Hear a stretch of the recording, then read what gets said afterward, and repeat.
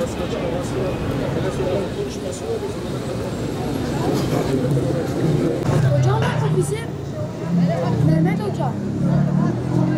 أعوذ بالله من الشيطان الرجيم بسم الله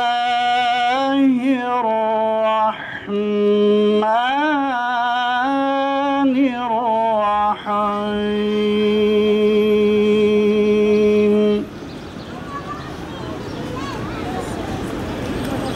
ربنا إنك من تدخل النار فقد أخزيته وما للظالمين من أنصار.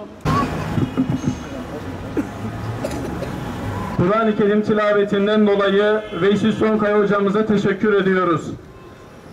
Şimdi bazılarımız şunu sorabilir. Acaba bu kalabalık neden buraya toplanmış? Biz o sorunun cevabını verelim herkese. Adalet için bir araya geldik. Adalet istiyoruz. FETÖ yargısının mağdur etmiş olduğu, 28 Şubat'ın mağdur etmiş olduğu Yusufiler için bir araya geldik. Tam 40 bayramdır, 20 Ramazan'dır, babalarıyla bayram yaşayamayan, Ramazan'ı yaşayamayan, ağlayan çocuklar için bir araya geldik. Tam 40 bayramdır, babasını yanında görmeyen çocuklar için bir araya geldik. Türkiye'de bulunan adaletsizlikler için bir araya geldik. FETÖ'nün yargısının mağdur etmiş olduğu, balyozun çıkmış olduğu bir anda, Ergenekon'un dışarıda olmuş olduğu bir anda adalet için buraya toplandık. Ve yetkilileri adalete davet ediyoruz. Diyoruz ki Allah'tan korkun, yeter artık.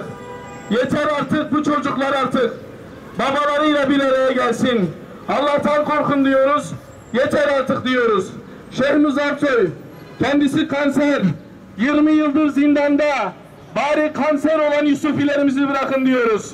Af istemiyoruz kimseden. Acilen bir an önce adalet istiyoruz. Bu sorunu çözmek için yetkili erkekler bizi bu meydanlarda görmekten bıksa da biz bıkmadan, usanmadan Yusufilerimiz için attığımız çığlıklar duyulana kadar hakkı haykırmaya devam edeceğiz. Nitekim hayatlarını Allah için feda eden, gecelerini, gündüzlerini, uykularından, işlerinden, ailelerinden, eşlerinden, çocuklarından, hatta gerektiğinde canlarından feragat ederek canhıraş çalışan Müslümanlar için bu yaptıklarımızı az bile görmekteyiz. Hep bahsediyoruz, Yusufi diyoruz. Neden Yusufi diyoruz? Bu insanlar hangi cürümleri işlemişler de cezaevine atılmışlar? Niçin 10, 15, 20 yıldır, hatta daha aşkın sürelerde cezaevinde beden çürütüyorlar? Onlar ki 90'lı dönemin kirli yapısının iftiralarına maruz kalan masumlardır. Onlar ki lehlerine tonlarca delil bulunmasına rağmen bu karanlık yapının ısmarlama kararlarıyla ceza alan ve hukuksuz bir yargılama sonucu cezaevine atılan Müslümanlardır. Yine karanlık dönemi mimarlarının vahşi militanlarınca kaçırılan, işkencelerden geçirilen, hatta vücutları işkencelerle paramparça edilen, saatlerce kollarından bağlanmak ve havaya çekilmek suretiyle askılarda bekletilen, kış ayının zemherisinde vücutlarına tazyikli soğuk su sıkılan, kendisine uygulanan şiddetle sonucunda böbreklerini, ciğerlerini, organlarını kaybeden mazlumlardı bunlar. Yapılan onca işkence ve eziyet, günlerce süren psikolojik ve fiziksel şiddet sonrasında imzalatılan evraklarla ceza alan insanlardı bunlar. Gayri ihtiyari attıkları imzalarla aslında işlemedikleri cinayetleri üstlendiler. Yapmadıkları eylemlerin baş faili oldular. Sonrasında göstermelik bir yargılama sonucunda da cezaevine atıldılar. Hanımının kucağındaki kundaklı bebeğinin bir gün elinde kendi kundaklı bebeğini getirdiğine şahit oldu bu mazlumlar. Bebeğini eline almanın ne demek olduğunu hem de haksız yere cezaevinde yatan biri olarak ne kahredici bir şey olduğunu sadece konuşup tefekkür ediyoruz. Hayal ederken dahi içimiz yanıyorken bizzat bunu yaşayanların nedenle azap çektiğini hiç düşündünüz mü? Kör birinin dahi baktığında gözlerini rahatsız edecek kadar ucube kararlarla, delillerle dolu dosyalara binaen kararlar tesis eden o dönemin kibir abidesi hakim ve savcı bozuntularının bugün hain FETÖ'nün kadrolu elemanları olduğu ortaya çıktı. Devletçe terörist kabul edilen hakim ve savcıların hukuksuzca verdiği kararların hala neden geçerliliğini koruduğuna anlam veremiyoruz. Samimi olarak beslediğimiz hüsnü zan duygumuzu artık besleyemez hale geldik. Zira senelerce haksız yere cezaevinde ömür geçiren Yusufilerimize karşı kör, sağır ve dilsiz rollerini üstlenmeye devam ederseniz, hayırlı işler yaptığınızda bizden aldığınız duaların yerine bu umursamazlık sebebiyle artık beddualar alacaktır. Mazlumun ahı ile Allah arasında perde yoktur. Umursamaz tavrınız devam ettiği müddetçe muhatabınız bizzat Allah olacaktır. Gelin bu kardeşane uyarımızı dikkate alın ve cabbar olan Allah'ın gazabını üstünüze çekmeyin. Gerekenin yapılması için bir an önce harekete geçin. Şimdi bildiğiniz üzere Türkiye 28 Şubat sürecini bütün acımasızlığıyla gördü. 28 Şubat sürecini net olarak anlamadığımızda bugünkü siyasi olaylara asla ve asla bir anlam yükleyemeyiz.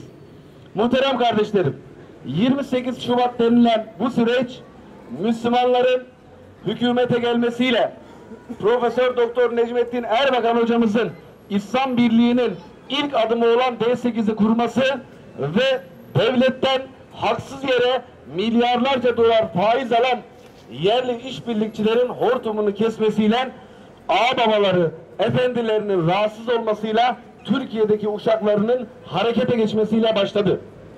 İnsanlara bunu izah edemeyecekleri için toplumu manipüle ederek sadece camide çocuklara Kur'an öğreten, İslami kimliğinden başka hiçbir suçu, hiçbir günahı olmayan kardeşlerimizi terörizmle birleştirerek, terörist yaftası vurarak maalesef cezaevlerine attılar.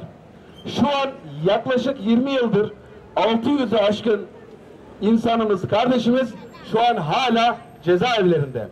Onların yargılanması ile ilgili emri veren, üst akıl denilen, isminin Amerika, ırkçı emperyalizm, Siyonizm kelimelerini bile kullanmaktan kaçınan üst akıl diye nitelendiren kardeşlerimiz çok iyi biliyor ki bu insanlar göstermelik bir 28 Şubat davasıyla yargılanmaya çalışıldı.